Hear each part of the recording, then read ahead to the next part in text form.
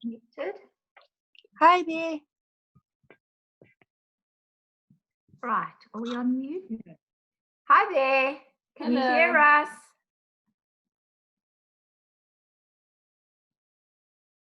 I can hear you, but I don't know who else can hear you. Hi. I'm looking at Nicci and she's looking a bit like, huh? Can't hear you, Nicci. Unmute.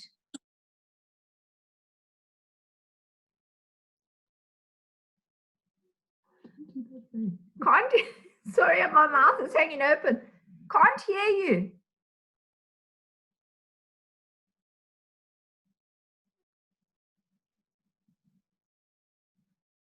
Can't hear you.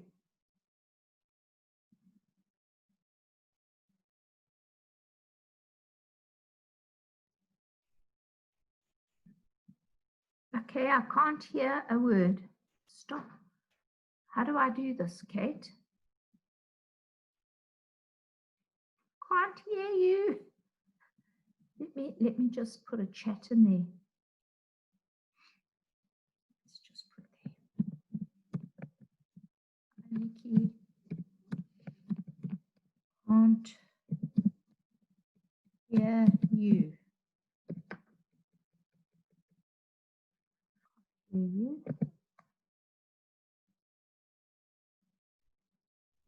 Hear you.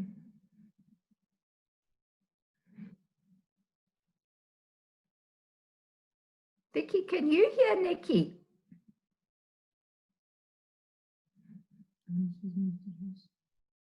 She should be able to hear though. Let's put it in here, Vicky. Can you?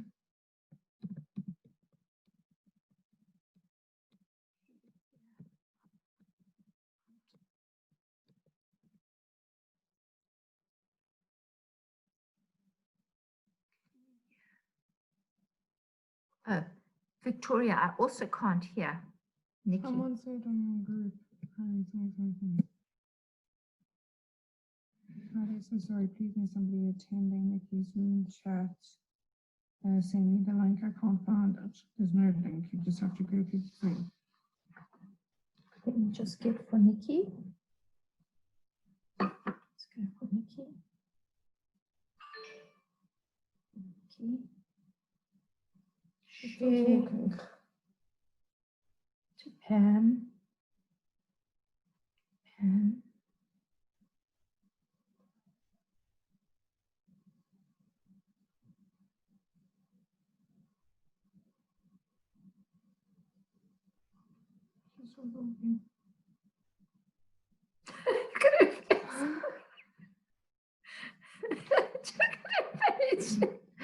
We'll have to learn the art of lip reading.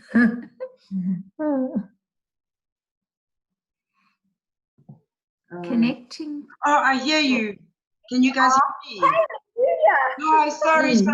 I'm multitasking and I'm new to this. As you guys know, this is only the second time I'm Zooming. And I'm trying to help other people get onto the Zoom meeting. So, yeah, and I'm trying to not waste any time and get on with the talk. So, hopefully those that are battling will get on, but I think I'm recording, I hope. So yeah, it's got their recording. Yeah, and the blog will be available. It's already live. So if those of you who can, I'm going to go to waiting room and just let everybody in. For those of you who are able to open the blog, because there are diagrams there that when I make references to things will make life easier. And also I'm going to try and stick to the script, but I'm Nicci B, like I'm off the cuff and I go with the flow. So that's why I did the blog, so that at least the facts and everything that I kind of wanted to cover in this are there. So we'll just go with the flow. Bear with me. Hopefully I don't waffle. If I do, please welcome Ange. You got it right. Yay, I must have had a dyslexic moment. Happy to have you here. So I really wanted to start off by saying thank you everyone for making the time to be here and to support me. I hope that I make it worth your while too. So thank you for the blessings. And like I said, the blog is available, and I'm hoping the recording will be available too. So some of you have heard my intro before, but just quickly for those who don't know me and haven't heard it. So basically, I'm a qualified nurse, and I've been from 28 to some years ago, and I've been facilitating healing and wellness. I know I'm talking fast for two reasons. One, I'm kind of nervous. And two, is that I want to try and get through everything in the time we have. You know, with more than 4, I think we only have 40 minutes. So like, I know I'm going to get cut off at some point. So anyway, I use an array of healing modalities, from like nutrition, supplementation, plant medicines, touch therapy such as massage, reflexology. I also do a little bit of the esoteric, so I dabble a bit in the Reiki, astrology, numerology, and so on and so forth. So in a nutshell, I've been involved in healing and wellness for pretty much my whole adult life. It's my passion. Yeah, so that's Nicci B. Then really my philosophy of treatment, I kind of feel is important as a basis to understand where I'm coming from when I talk about whatever it is I'm talking about with healing and wellness. And my treatment philosophy is that the body is essentially your vessel that is the expression of your mental, emotional, and spiritual aspects of who you are. I just want to quickly define something. I will really talk about soul, because I kind of feel like that is your individual blueprint. I can't do anything, and I'm not really convinced that you can do anything to change that. I think that's actually the determining factor for everything that happens, really, ultimately. So I talk about spirit, which is really the energy that is between your soul and everything else, your mind and your body. So I talk about healing the body, the mind, and the spirit, but really the body is your expression of all the aspects of mental, emotional, and spiritual. So your soul stuff. Admitting. So when we look at disease, it will always manifest within the body. So it's important when we're looking at disease in the body that we don't neglect the mental, emotional, and spiritual, excuse me, aspects of being, which kind of leads into the next aspect of is where I come from, and that is my approach to healing, which is, and wellness, which is a tri-focus approach, which is exactly that. It's a layered body, mind, and spirit. You can't just address the body without addressing the emotional, mental, and spiritual planes. Everything is interdependent. Everything is layered. It's a complex puzzle. So when you address one aspect, one layer of the being, so the physical, it will have an impact on the other things, and so too on any of the other aspects. So it's a bit like the organs of the body. You know, yes, each one is magnificent and does its own unique job, but so too is it not independent. It's interdependent with all the other organs as part of a system and as a network. So too are the body, mind, and spirit. And what's really important about when we consider those 3 levels is that applying a healing and wellness approach is that we need to consider both quality and quantity.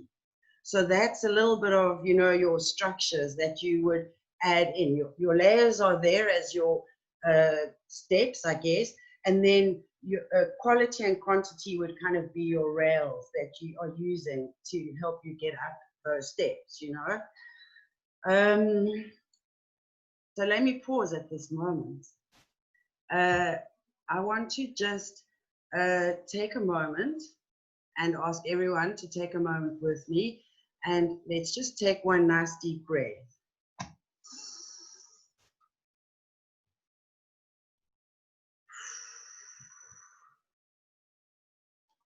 Right, thank you. I just needed a moment to pull myself towards myself. And that's a saying I actually learned and attribute to Ange, who's here. So really, I want to move on to what today's talk is about. So I'm doing this as a 4-part series. And the point is that they are your compass to wellness.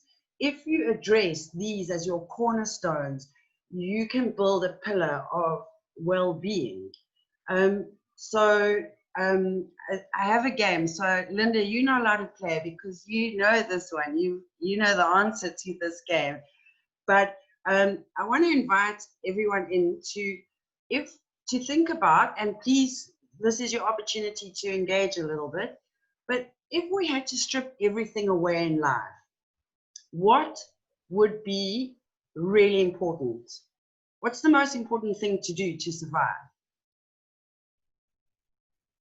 Anyone want to throw in something?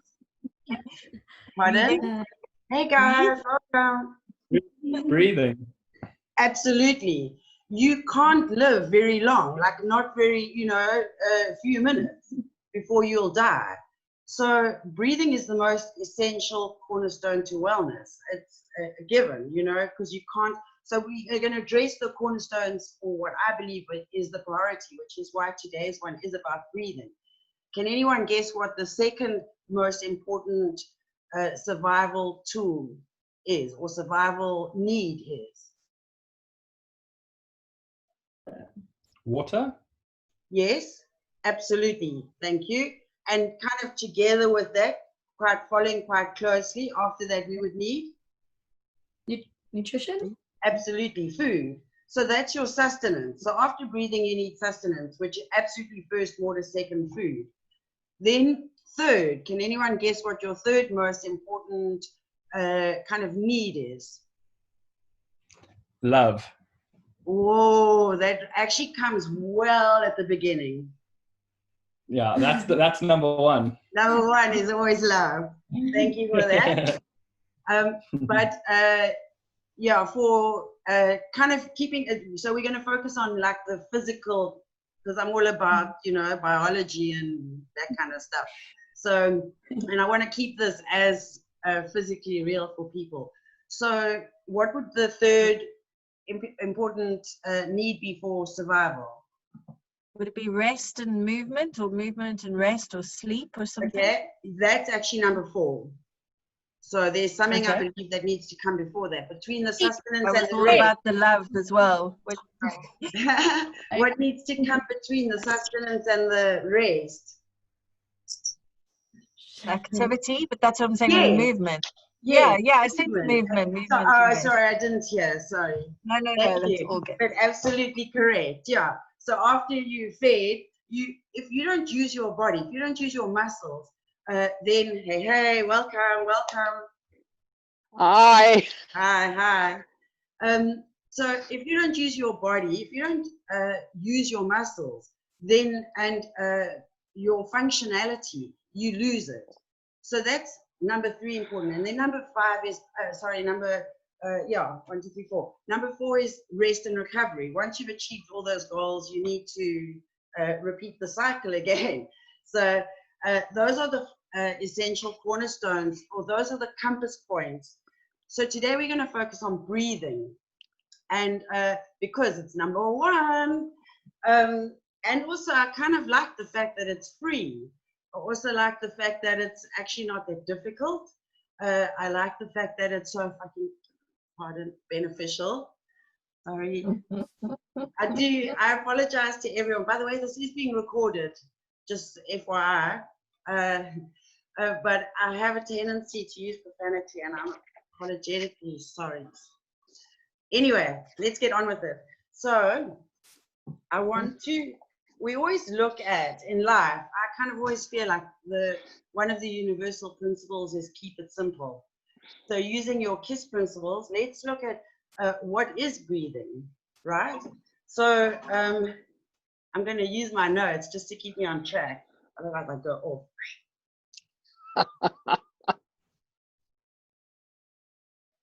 Okay, so basically what is breathing? I'm going to address because we talk about, you know, the trifocus approach. I'm going to address the physical first, then the mental emotional, then the spiritual. Hopefully we have enough time. Okay, so basically what is breathing? Breathing is the inhalation of air and the exhalation of the gas byproduct of the body. The organ responsible, essentially, the major organs is the lungs. But basically, you have a breathing apparatus. So you breathe in through the nose, the air is warmed, it filters in down the trachea, through the bronchi. You have 2 lobes of lungs. Let's show you here. So your right lobe has 3, your right lung has 3 lobes, your left lobe has 2. That's because the heart sits slightly over here, which takes me to, and I'm rushing through this, but the blog has it all in a beautiful detail. So you have sitting kind of here in this area where the lungs sit. By the way, it's called the thoracic cavity. This from your shoulders here. If you wanted to kind of measure it out with the spine, your spine has 12 thoracic vertebrae. So kind of from where this bigger knob starts to just below your ribs. That would be your thoracic cavity.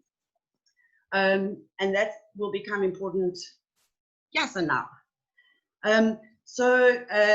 Essentially, what happens is, I need to structure again. So as I explained, it's a way of getting air into the body. So let's move on to why it's important. And that is that when we breathe in, the air contains oxygen. Oxygen is essential for many chemical enzymatic reactions, oxidization, and that is a form of metabolism, right? So your metabolic activities include building new tissue, replacing old tissue, converting food to energy, the disposal of waste material. So when cells are doing their thing, when they're taking in nutrition and oxygen, they are actually also creating, like, I guess, the same way we poop, cells poop their waste products. So that needs to get taken away. And then there's also the matter of reproduction, so that life can continue, both cellularly, cell division, and people as fractal, beings, we create people. So 2 important things about the physiology of breathing is there are 2 forms of respiration. There's external respiration, so that's where I breathe in, and there's oxygen, there's a gaseous exchange between my lung tissue and the blood, which is in my circulatory system. So that's going on when I'm breathing. That's where oxygen moves from the lungs into the blood. Then there's internal respiration, and that's where oxygen moves from the blood into the cells. So that's really important, because one of the, I think, important aspects to breathing is when we breathe in, we really pause before we breathe out. We breathe in and we breathe out. And I kind of feel like that pause, after we've breathed in, it's important to delay that, because that allows a longer time for the oxygen that you breathe in to transfuse into the bloodstream.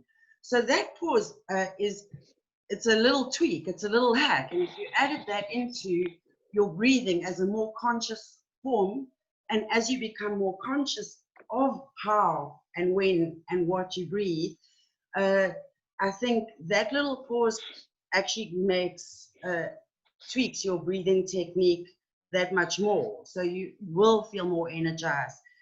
So bear in mind a little pause between your inhalation and your exhalation.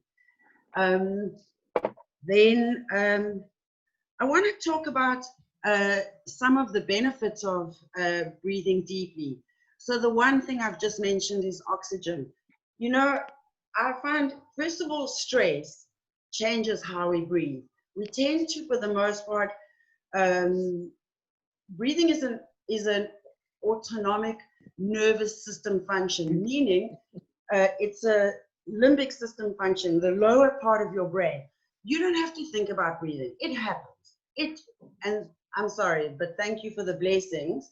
Like, that's a beautiful thing, number one, that you don't have to stop and think, okay, take a breath now. Hey, Ange, did you hear that news about, take a breath now. I wanted to tell you about Bob. You know, just how beautiful is that we don't have to think about it. It just happens. Everything just flows.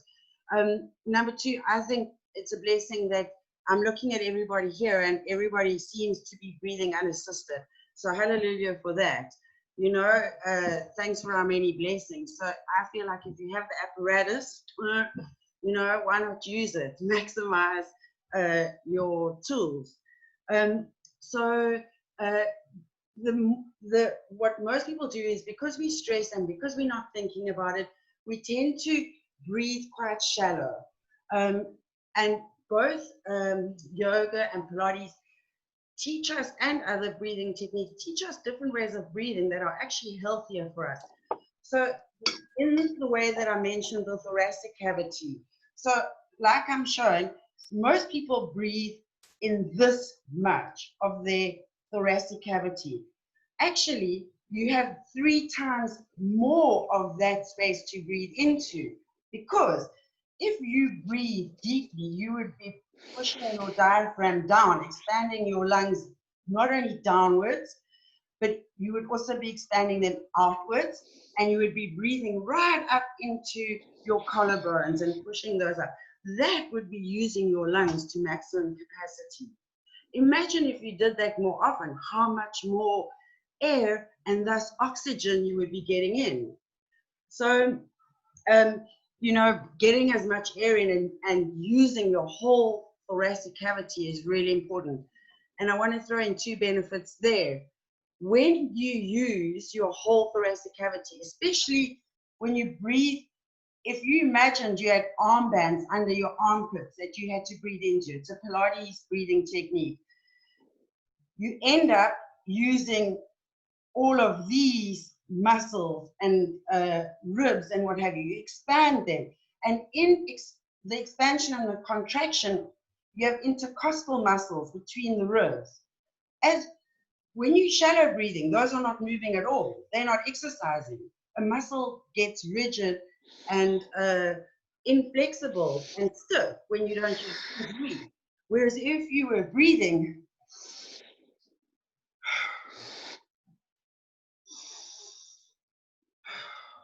you're using that much more of your muscle capacity. So that's why older people who are inactive generally, or inactive people, will have a tendency to have more chest issues, you know, or respiratory issues, and why the elderly are more susceptible to pneumonia.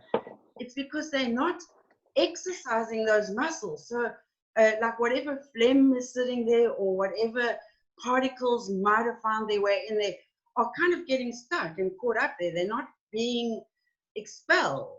So, the other benefit of using the whole thoracic cavity is the lung itself is a very spongy tissue. And if you know, like a sponge is you know, it's got an elastic kind of ish property. It absorbs. So the lungs too, the more you work them, the greater their capacity to a degree within limitations, whatever your human limitations are.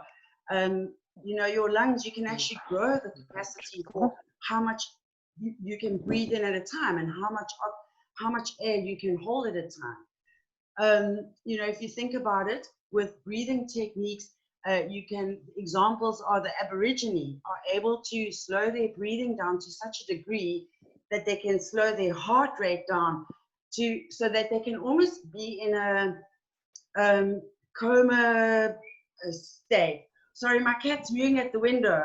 She's going to do it the whole time. I'm going to let her in quickly. I'm really sorry. Oh, there she is. Okay, she's in. We have order restored, sorry. Yeah, the two benefits of using your whole thoracic cavity is your intercostal muscle usage and expanding the lung, exercising the actual lung tissue. I wanted to talk quickly about the importance of the diaphragm.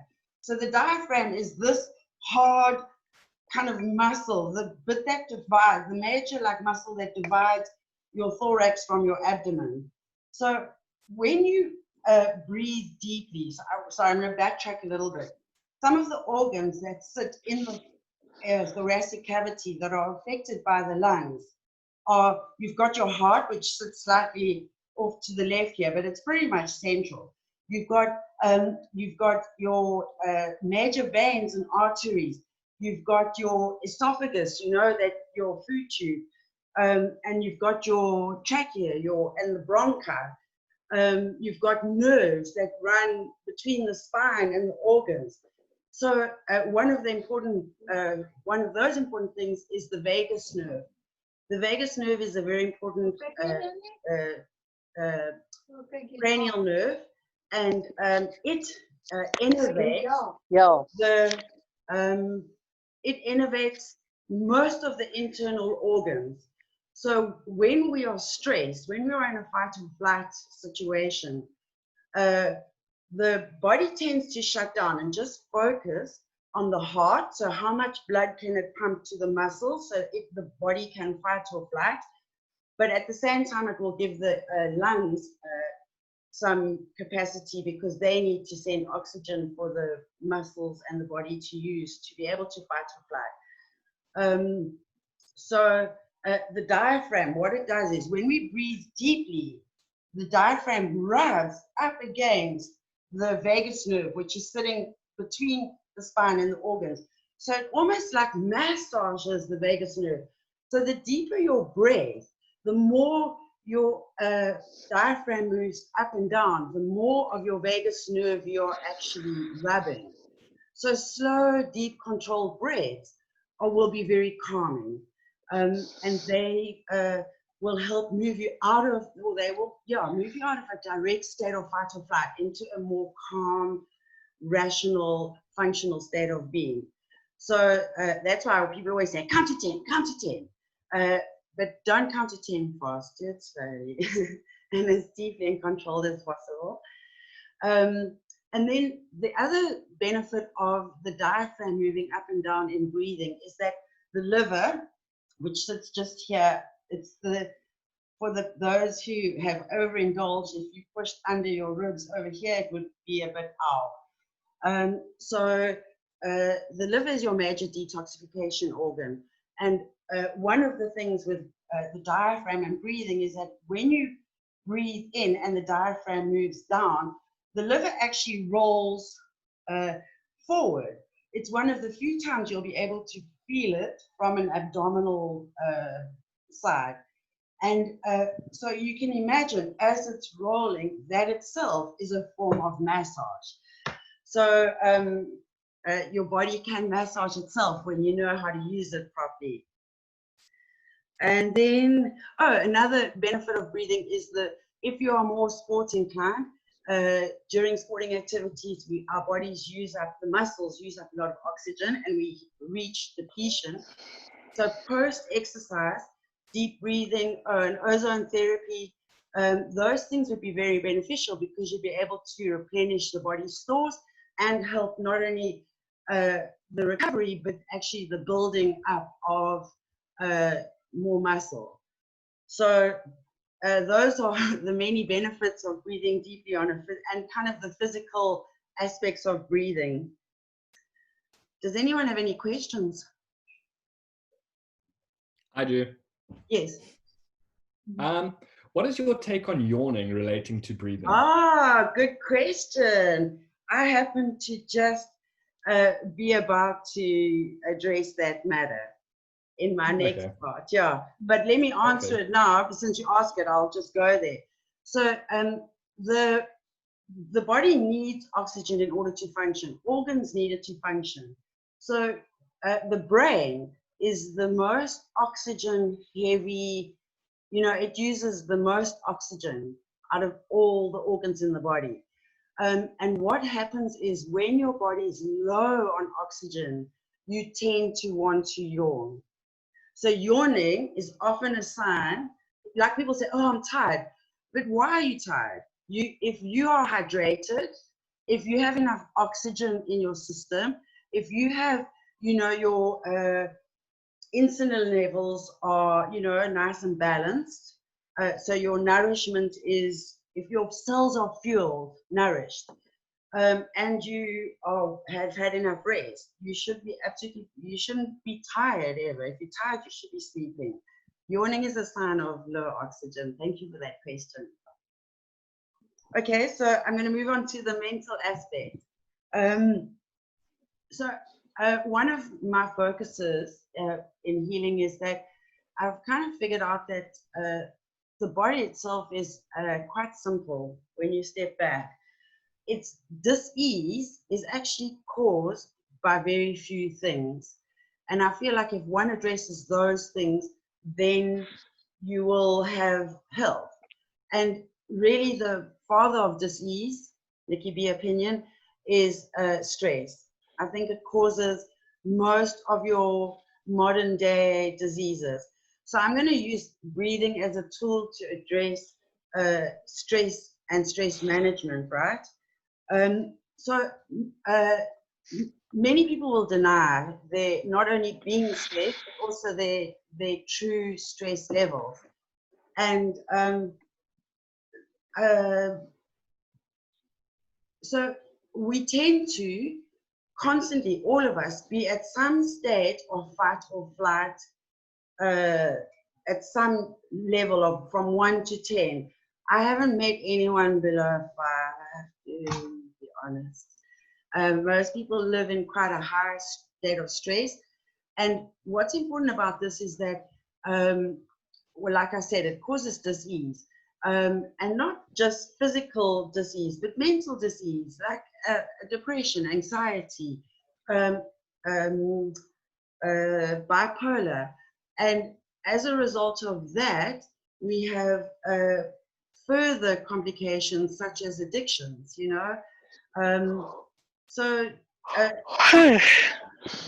sorry. I kind of feel like stress is a very important thing to tackle. And deep breathing is probably one of the best tools you can use in stress management, because being a master of oneself is, most of us, when we're in a state of stress, we live in the limbic state, so the lower parts of the brain, the autonomic nervous system state, where we just do what our bodies tell us. We don't actually think about what we're doing, which is the spiritual aspect, where we add the awareness to what we're doing and how we're doing it and why we're doing it. But we'll stick with the mental, emotional for now. So living in a state of stress, like I said, that lower part of your brain influences your emotions, it influences your homeostasis, it influences your hormonal state of being. And we can sometimes feel victims to that. So we can feel hangry, and we can feel, just feeling so sad and miserable today. I don't know why. I just want to eat cake. So like we react like that and we respond like that. But actually that's when you're operating from a lower self of being, when you're just responding to your body or reacting to your body, rather than using your breath to pull yourself towards yourself. And if you can understand that taking deep breaths, getting more oxygen into your body and thus your brain, means you will then start to rise above into your higher brain functioning states. You can't make decisions, complex decisions in a fight or flight situation. All you can think about is, where's my escape route? How am I going to solve it? It's right there and then. Whereas when you can rise into a calmer state of being, you can problem solve with ease. Everything is easy. You have the exact opposite of your fight or flight state, which is tunnel vision, and you can't even hear anything other than this. like your whole world closes in when you're in a state of fight or flight, when you're in a stress response. Whereas when you breathe and you calm down and center, you are able to realize that right here, right now, all is well. And when you start to understand that and practice it and do it more often, you actually start to feel all well. It's a very strange phenomena. And actually, something I meant to mention earlier, I'd like to reference one of the people I enjoy with regards to that mental, physical connection, how your thoughts control your biology. If you're interested, have a look at Bruce Lipton.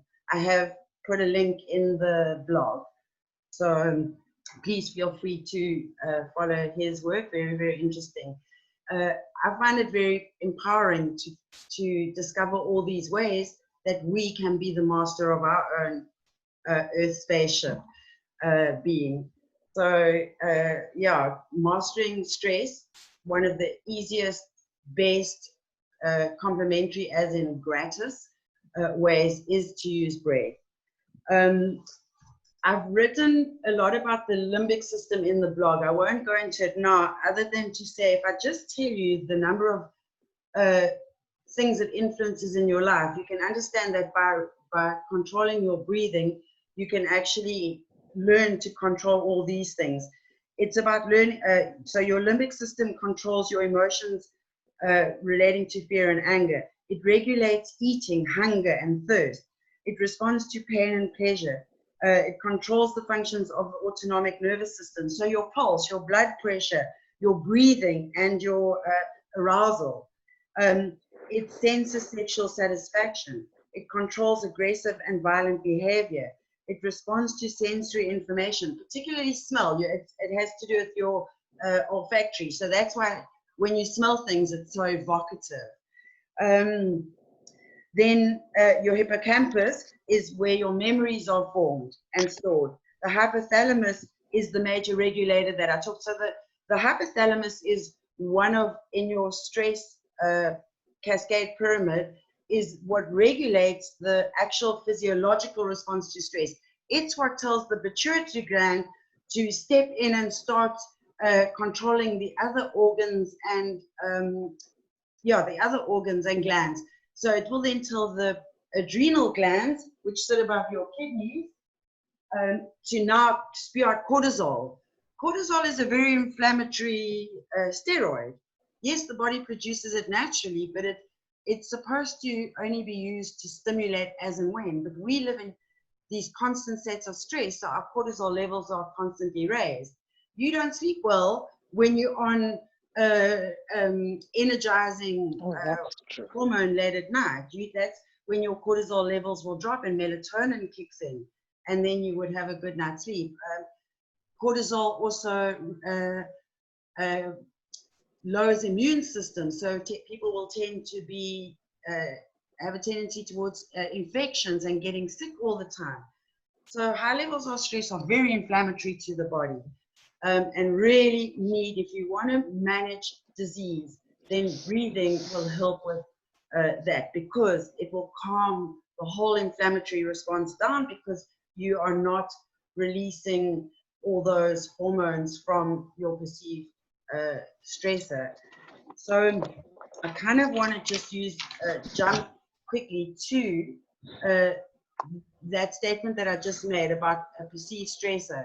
I kind of feel, yes, stress is a real physiological, mental, emotional, biological, chemical, magnetic, energetic experience.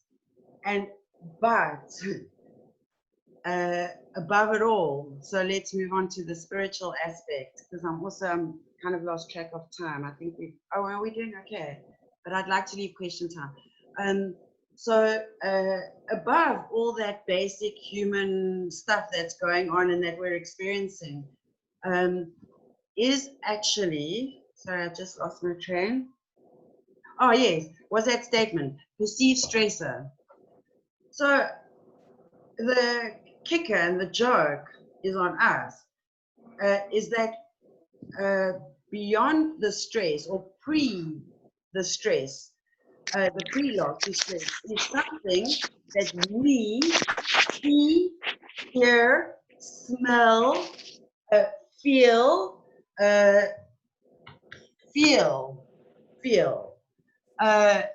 and we then have an automatic response to that.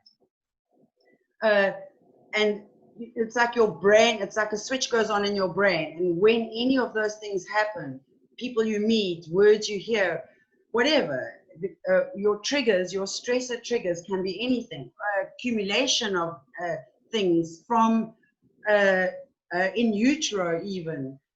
There will be things that you will be sensitive to that trigger you. Some people are scared of spiders, some people are not, you know, whatever. The point is that what kicks off stress is what you perceive as a stressor. And that is actually when we become aware, which is the spiritual level and the spiritual aspect of the whole addressing breathing, becoming conscious, like I said earlier, of where, when, and how, and doing it more often as a practice and regularly, the way you would do anything else. Like you brush your teeth, all of you, I think, I assume, everyone does, most people do.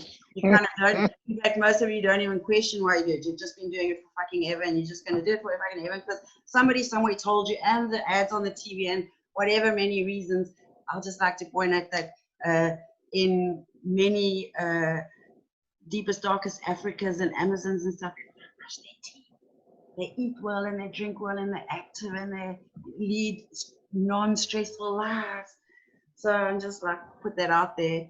But so the spiritual aspect is about awareness. It's about becoming conscious.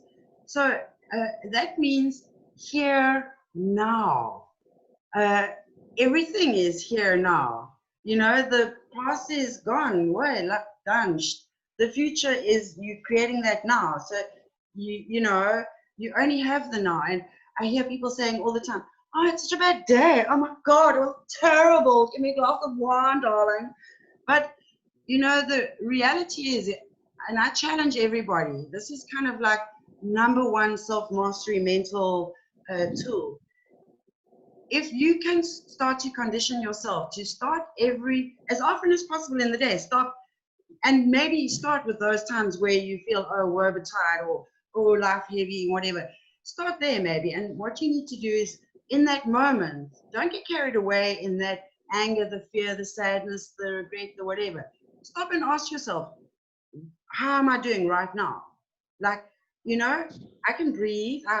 Most of us will be able to say we have a shelter over our head. Most of us will be able to say we were able to hydrate and nourish. Most of us will actually find right here in this moment, everything is actually fucking perfect. So if you can start to do that as a practice and do it more moment after more moment, you will start to see that life is actually perfect.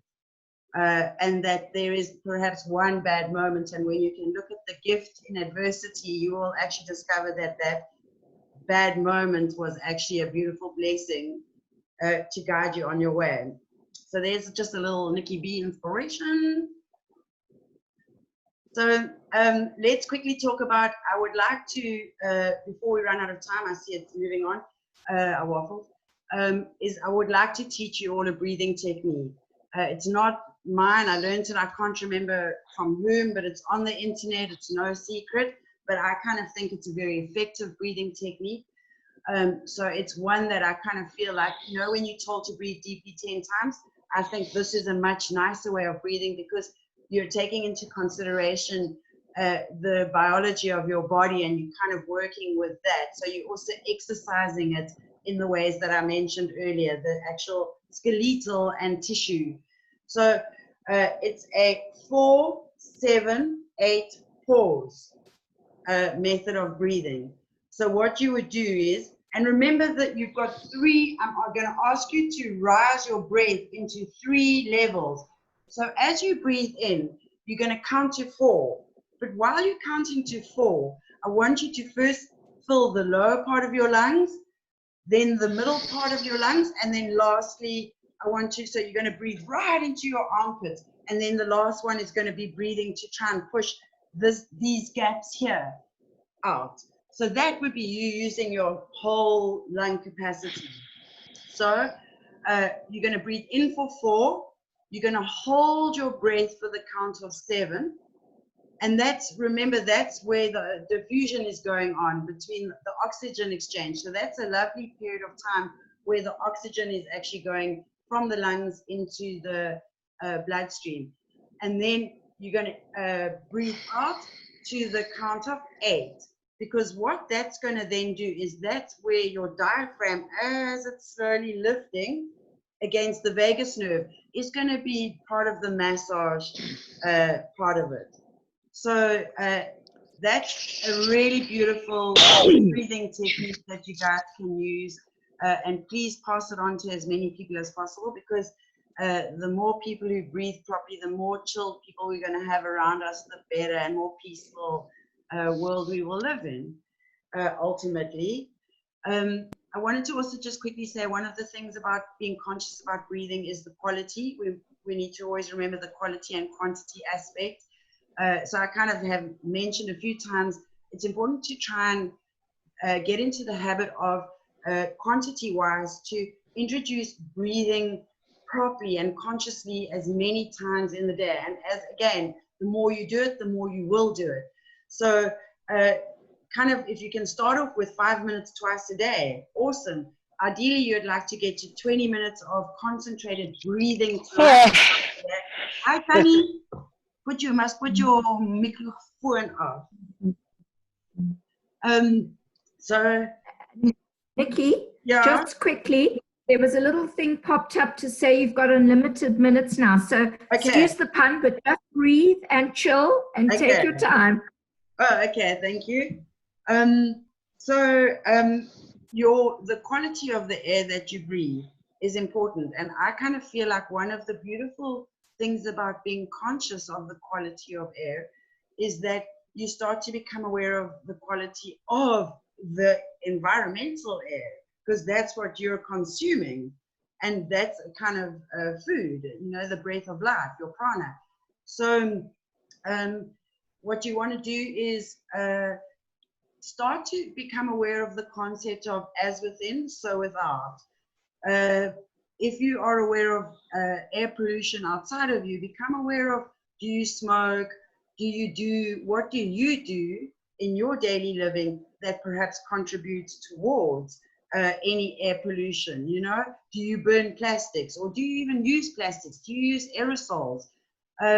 Because we also have to take into fact that whatever we're using creates waste, like in the same I've mentioned earlier in the bodies, as within, so without. So when we create some of our waste, they're actually very difficult to dispose of, and when we dispose of them, they're actually toxic, and we are then breathing that in. So I kind of love the idea of when we become conscious of quality, we can start to become a little more possibly environmentally aware, you know, and how we're living our lives. We can make greener choices, more organic choices. Because I don't want to be gulping no toxic air, yo's. Then one of the things about breathing is it also always creates, when we're conscious and become aware of our breathing, it actually creates space. Sometimes when we're feeling very stressed, we feel like Chicken Little, the world's upon us, everything's coming crashing in. Oh. So sometimes just breathing and that movement of the lungs expanding in and out can actually, within your being, within your space, create a sense of space. So whenever you're feeling cramped, use your breath. Your body is your home. Create space in your home, and you can use breath to do that. It's like opening the windows and the doors, you know, of your home when you breathe deeply. Pardon. Another aspect to be important of when you're doing things consciously with breathing is, what is your intention out of that? Yes, you're breathing, but what are you breathing for? Are you breathing to relax? Are you breathing to energize? Are you breathing to build your confidence? Are you breathing to, you know, what is your intention behind your breathing technique? That is an awareness, a consciousness you can bring into this important compass of well-being. The next thing is the energy you place into breathing, you know. So like, are you doing it slowly? Are you doing it rapidly? For example, let me mention Wim Hof at this point. I've also put a link into him in my blog, and how he uses breathing to control, like he talks about the benefits to the immune system with his techniques of breathing. So like with him, there's a certain amount of energy you are applying to the breathing techniques that he teaches. So yes, what is the energy required for that activity? And then the other thing is your focus, you know. In order to do anything effectively, we need to give it our attention, our focus. So breathing is a lovely way in life so by focusing on your breathing, you can have focus in life. You know, it just helps everything. Like I said, when you can calm down, you start to see the bigger picture, which allows you to have focus where you need to have it, rather than just like spinning, you know, where you just can't seem to get a grip and actually get any focus. So that's kind of in a nutshell the the spiritual aspects of breathing. And it kind of, in conclusion, I guess, is really, I've said everything I feel I have the time and absolute need to say. And again, please read the blog, because there are things there that I didn't mention here. Sometimes I get a bit technical. I like the science stuff, you know. I like, kind of feel a bit sometimes like a bridge between connecting for people, the body, the mind, and the spirit. You know, people don't see them as interactive, and I like to believe I'm able to help communicate to everyone in a language that makes it possible.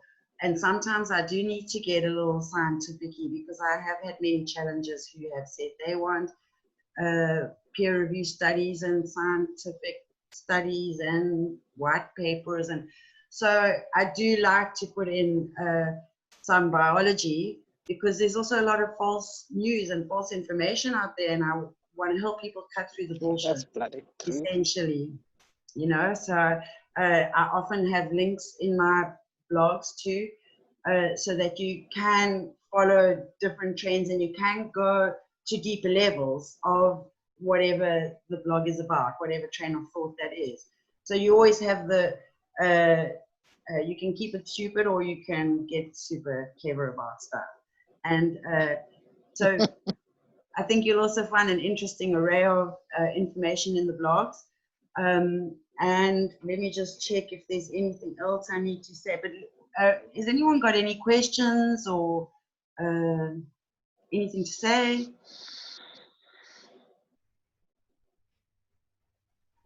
I just wanted to just say, Nicci, thank you so much for my chat a week or so ago. Yeah, I've been making sure every time I do my jumping jacks, I'm thinking, hey, what I'm doing to my vagus. Awesome, to your lymph system. Beautiful. Just by the way, actually, thank you for that. I'm going to use that as an opportunity to bring in another little useful tip.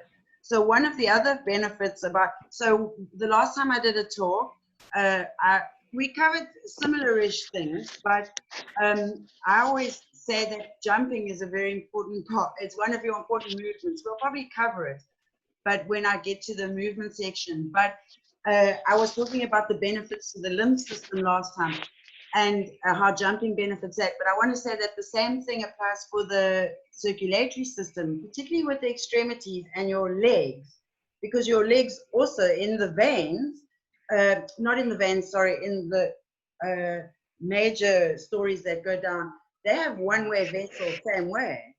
So they also need the same kind of help. So it benefits both ways.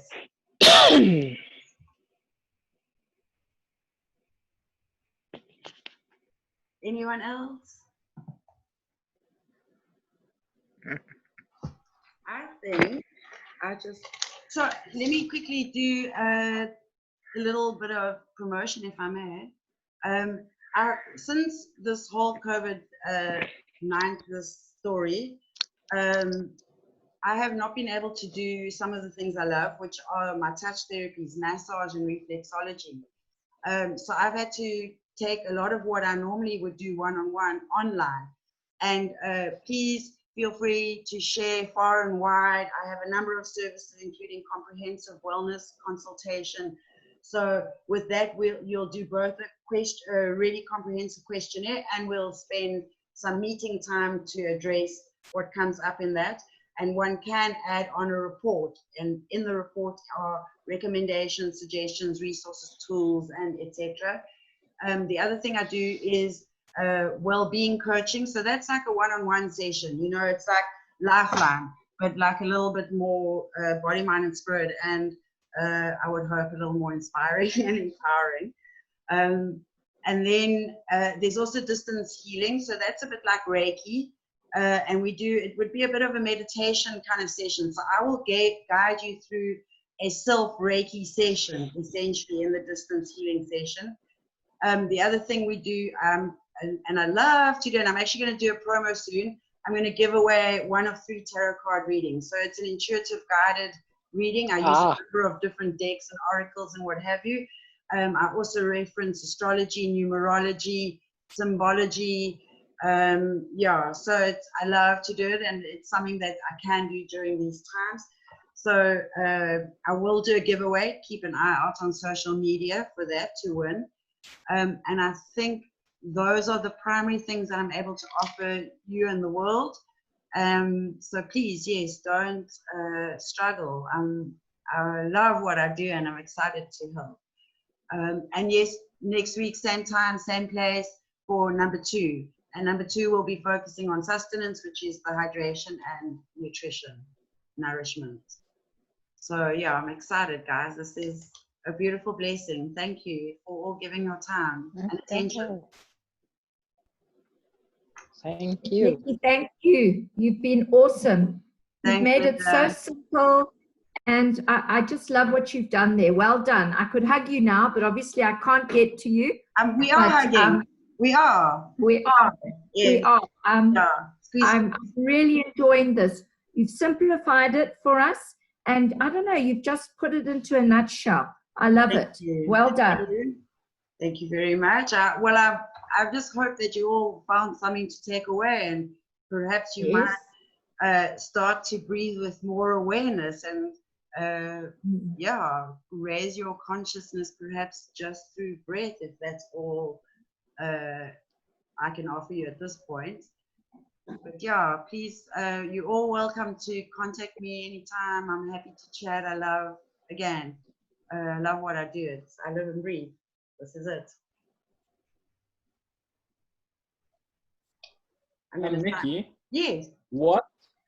For those people that aren't pro-COVID and that are keen on a reflexology session. I do mobile. You do mobile? I'm doing mobile currently. Yeah. Don't tell the authorities. So here's what I am offering physically, because I'm really missing touch. You know, I'm missing touching people. So I am offering, because I don't need to take anything with me. I can kind of travel incognito when I do reflex. So I can go anywhere. That can be done anywhere, literally, like the beach. So yeah, reflex I can really do anywhere, and I'm happy to travel for that. And then massage, I've just moved a week ago, so I'm just finalizing my space, and then I'm going to be offering massage from home. I do quite a unique metaphysical form of massage. So yeah, I'm really keen to get cracking with 1 or 2 of that. But all the details, by the way, for all these things are on my website, darlings. Thank you. Cool. Thank you. Thank you so much for this. Yeah, thank you. Some of you I'll see soon. Some of you I'll see next week. As for the rest of you, invite your friends, your families, like, share, and subscribe. Bye, Suzette. Thank you for joining. Bye, Nicci. Bye, Angie. Love you, Blomiki. Bye. Bye, Rich.